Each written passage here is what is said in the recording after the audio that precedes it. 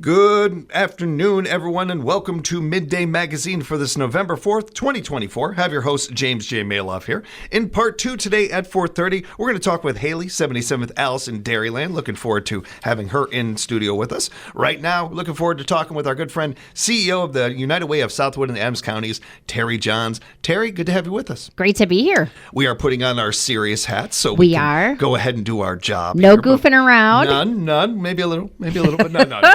And especially, it is go time right now with the United Way. We are in campaign season. It is, yeah, and that's why we're here a little bit off of our regular schedule. You know, we usually have kind of a regular appearance, but the idea is just to talk a little bit more about campaign and share what's going on. So I thought I'd start with an update of where we're at. So we are currently through this afternoon, we've collected about 40% of our campaign. So that leaves a lot of room, but it's also really good, right? So, it's kind of a middle point, kind of an in-between time. We have a lot of workplace campaigns that are running right now. We're in the process of sending out some reminders. If someone, has given in the past, but we haven't, maybe heard from them or seen a donation yet, we're sending another reminder coming up soon with, hey, here's where we're at. Things are going well, but we still could use your support. So that's really what's happening. We are right in line with where we were last year, but that also doesn't, at the same time, right? So like the beginning of November, we were at about the same place. I think 42% last year, 40% this year. So close. But I also, say that cautiously because I don't want people to be like, oh, they're doing fine. They don't need my donation because we do.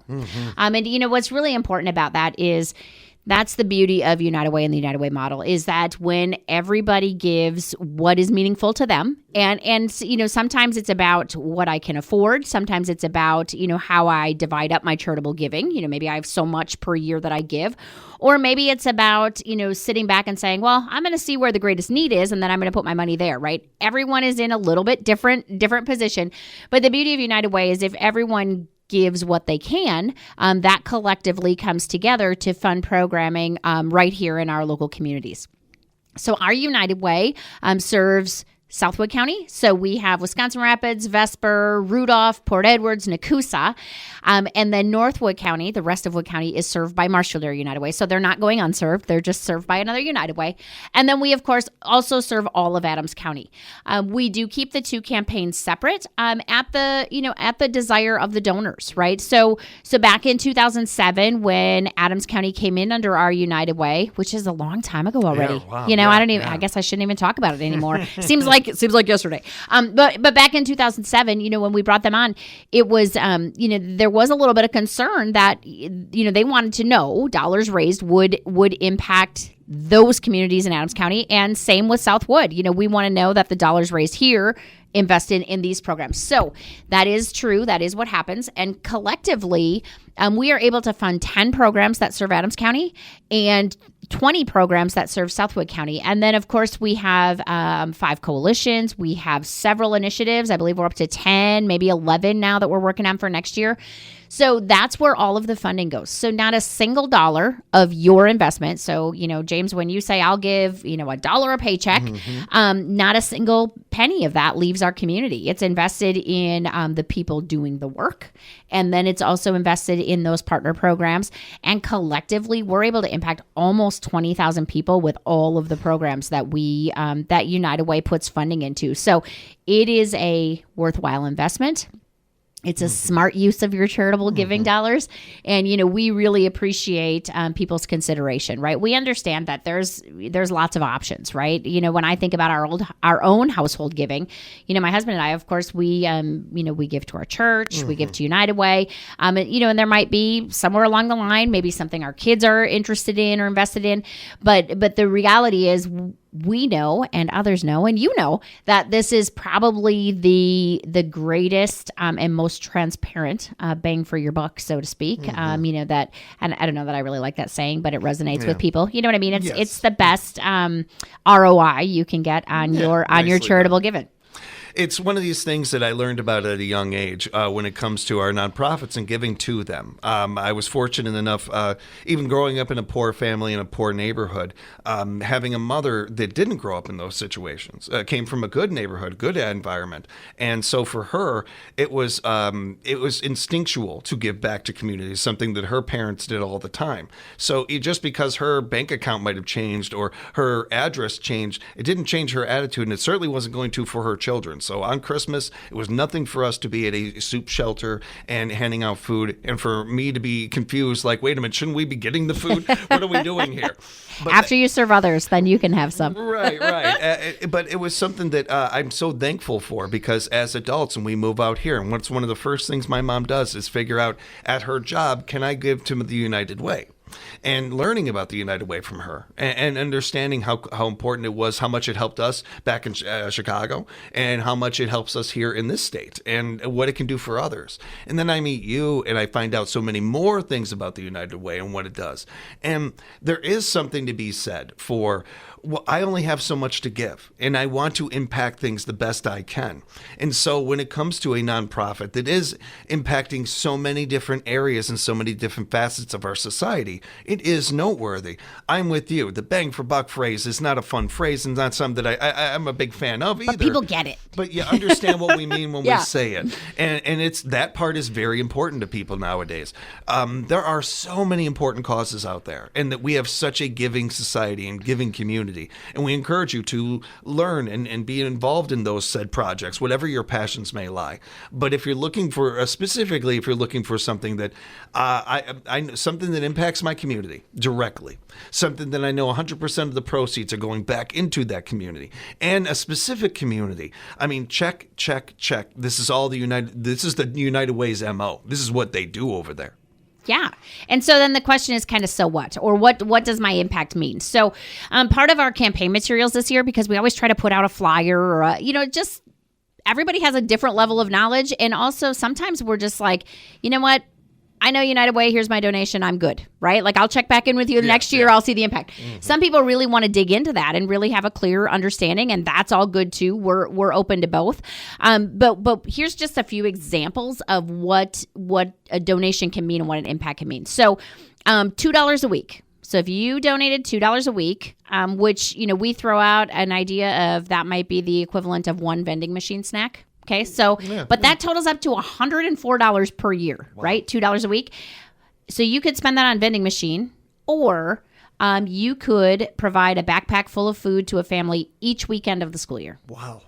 So, I mean, that's right. And that's just skipping one candy bar. That's not skipping every candy bar. Sure. Listen to me. Guilty, whatever, bag of chips. Okay, so if you were to donate $5 a week, maybe you spend $5 a week on coffee. Probably per day. But if you spent $5 a week on coffee, which is the equivalent, here's the quick math, $260 a year, that you can, again, spend $260 on coffee, or 10 people could be provided clothing for interviews for a new job.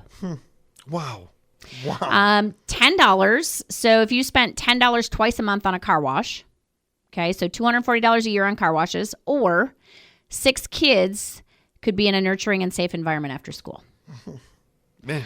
And then just, I'm going to tick it up a little bit more, because some people's giving capacity is greater. So $15 twice a month, or $30 a month, right, on TV streaming subscriptions. So $360 a year on, so that'd be, maybe eliminating 1 or 2 of them. So you could stream, or 12 children could receive 1 year worth of Imagination Library books.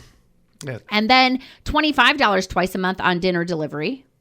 So $600 per year would also provide 6 nights of emergency shelter to someone who really has a need. So just trying to, put a different perspective on it, or a different spin on it. We're not suggesting that you should have to give up, you earn your money, right? You shouldn't have to give up those luxuries, but sometimes we just don't think about it. Or like the streaming one, I think about that. Like sometimes we have a streaming subscription that maybe we just used to watch one series, but then we never canceled it. Yeah. Yeah. You know what I mean? Like maybe you have 5 of them, but you really only use 2. This is a way that you could impact the community without impacting your pocketbook, so to speak. I like to bring up examples because I know how relatable it is for the audience, and it often gets your brain going and thinking about what you could do. I am a fan of Apple, a lot of the Apple shows. I don't do the Apple subscription, though, because of Imagination Library, and that is where I make my decision in that process. Just as an example, I encourage people to look at, especially at I think the streaming service thing is a really good, catches their eye, and it's something noteworthy, I think, that when you in comparison. Or even the dinner delivery.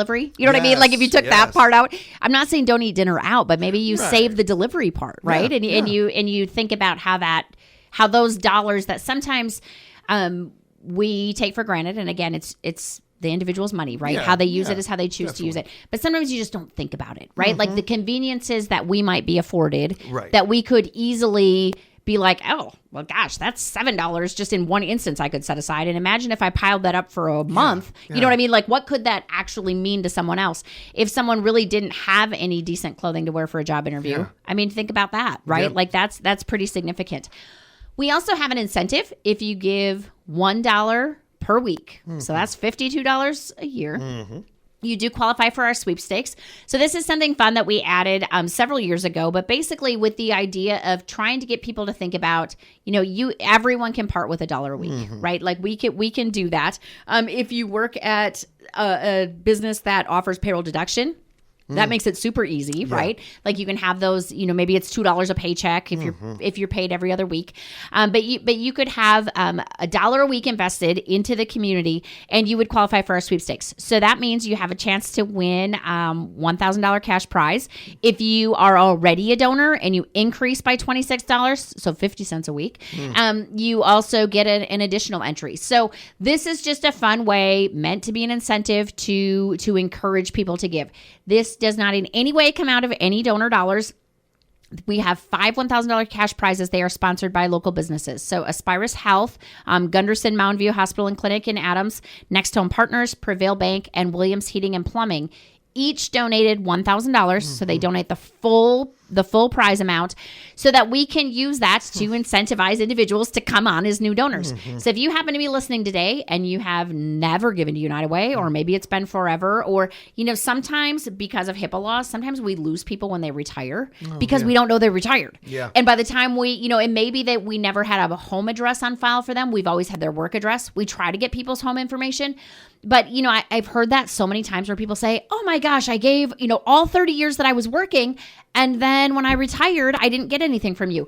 And believe me, it's not for lack of our trying to get that, but sometimes we just don't keep track of people. So if you maybe were a donor in the past, I encourage you to engage in this, jump on board, and make a donation to United Way before November 22nd, because that's the sweepstakes cutoff. And you never know, we could be knocking on your door. Well, actually, I give people warning. We don't just surprise people anymore.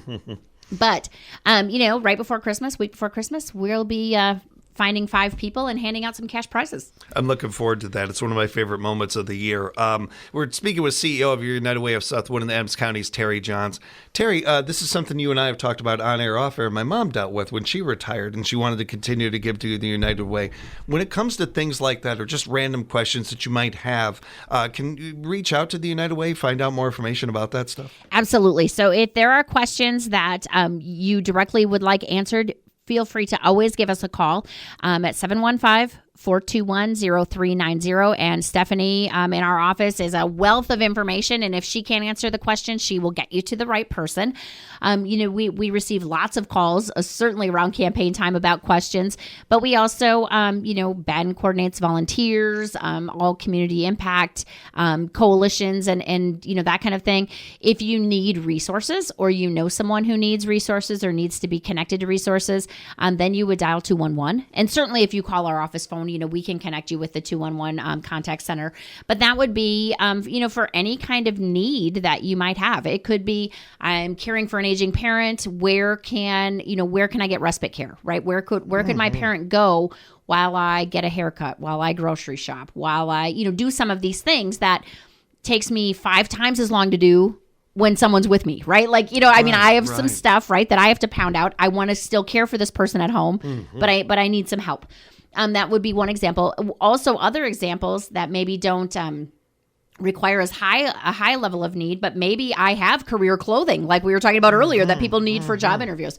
Where can I donate that? How can I participate in this or that? So those are calls that would go to our 211 contact center, and they are happy to connect you with, with resources here in our community or in the community that you are seeking information for. 211 is a 24-hour resource and referral line that is statewide, so we have statewide coverage. We happen to, at our local contact center, we directly serve 13 counties, but we are all on a statewide database. So we can access information, but we also can connect you with a local resource center that can help with that information. And the money that you donate, the money that you invest, goes into programs like 211 as well. Yeah, absolutely. And volunteer coordination. One of the things that Ben has coming up, and I know we're going to be putting something out on social media today, so it's safe for me to still mention it. But on Wednesday, November 13th, is our VRC training. So this is a volunteer reception center training. So you can register through this Friday, but this is a group. We work very closely with emergency management and with Volunteer Wisconsin, but basically it is a group of coordinated volunteers that will receive spontaneous volunteers in the event of an emergency or disaster. So maybe we, in the spring have flooding and people want to come and help, but, emergency management is like, oh, we're trying to, do this work or assess damage, that kind of thing. And we want volunteers, but there's just not always the capacity to manage all of the volunteers. Right. So the Volunteer Reception Center is a group of volunteers that are willing to manage and receive spontaneous volunteers who just, show up and say, I want to help. And so this is a group that meets. We do a little refresher training in the fall. We do the main training in the spring. But if this is something that interests you, you attend the training twice a year, and then you're just, ready, right? Like we're trained and ready to mobilize if needed, hopefully never needed. But we also want to make sure everybody's, skills are up to date and we have those good groups. So that is happening on November 13th, and you can register through the end of this week. So that would be, one of the reasons that you might give us a call around volunteer coordination. I know that this goes on every year, but I feel like every year we don't get a chance to highlight this nearly enough. This is another one of those things that the United Way invests in us and puts into our communities, and another reason why we encourage you to invest in the United Way. They have our back. Let's have theirs in these moments, in these campaign seasons when it comes around. It's important, and these kind of things, whether it's these programs or some of the other things you, Terry, and I talk about throughout the year, are oftentimes gray areas in our community that would not be covered if without. Watch a baseball game and imagine if there was no center fielder or there was no right fielder or something like that. Stand. I mean, no umpire. It's not the same game, and the game is going to be sorely lacking for it. If you imagine your community without a United Way. And that's a pretty dang scary proposition to me. That's and this is something that, if without you guys out there, without the people of this community, could happen. Let's keep our United Way healthy. Let's keep it strong. And the more we invest, the more they can do. It is not as if the, United Way is looking to be lazy. They want more and more things to do. Let's give them things to do. We all know there is plenty to do. Let's help them have the tools they need to be able to do these things by investing in this campaign. Yeah, and there are, to your point, there are no lulls, no lack of things to do. And sometimes that's one of our greatest challenges is prioritizing. And that is something, though, that United Way, we take a lot of pride in, is identifying what are the greatest needs in the community and how do we best use donor funds to reinvest in the community where there's a need. Avoiding duplication, trying to fill gaps, and really, a rising tide, right, raises all ships.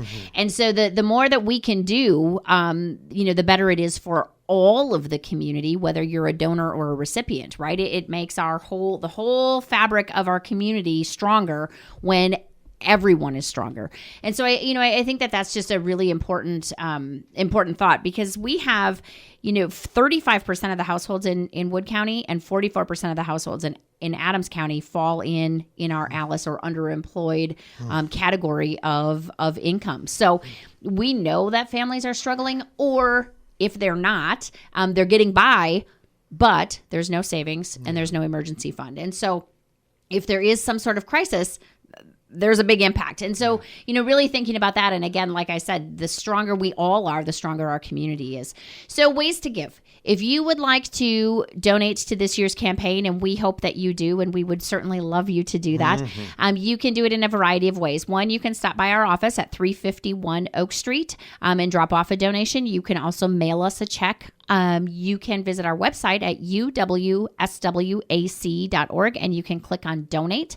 From that donate button, you can give with a credit or debit card. You can contact Stephanie in our office to set up ACH withdrawals. If you just, if you say, hey, I just like $5 to come out of my checking account or savings account every month, you can also set up quarterly billing with us. So our goal is to make this as easy on you as possible. And if you're not seeing something that meets your need, then you need to tell us, and we'll work on making that happen. But we, hopefully we have most, if not all, bases covered around giving. But again, I really hope that you will give us consideration and that you will join us in this work, because our community is, only as strong as we make it. This community has always been very generous. This is my 17th campaign as a staff person, and I'm always in awe. You know what I mean? Like every year I'm just like, oh my goodness, look at this generosity. But I say that again with caution, because I don't want people to think, oh, they don't need me, because we do need you. Yeah. We need everyone. And again, it's the collective effort. So it's only as strong as what people are willing to put in. We are better together. We are stronger together. And we have such a good example of that every day with our United Way of South Winnemem counties. And this is another great opportunity for us to put into our communities, invest in our communities, be a part of the campaign. All you businesses out there, reach out to United Way. You can still be a part of this. You can still do things for your business. And to you individuals out there, be a part of this as well. Find out more, as Terry told you, by going to the website, uwswac.org. Be sure to follow them on social media as well. It's a great way to keep up to date on all the good things going on with our United Way. Terry, always good talking with you. Thank you. Appreciate you. We will talk again real soon. Sounds great. Thank you. We'll have more Midday Magazine coming up for you, everybody, right here at 97.5 FM, 1320 AM, WFHR. We are locally grown radio.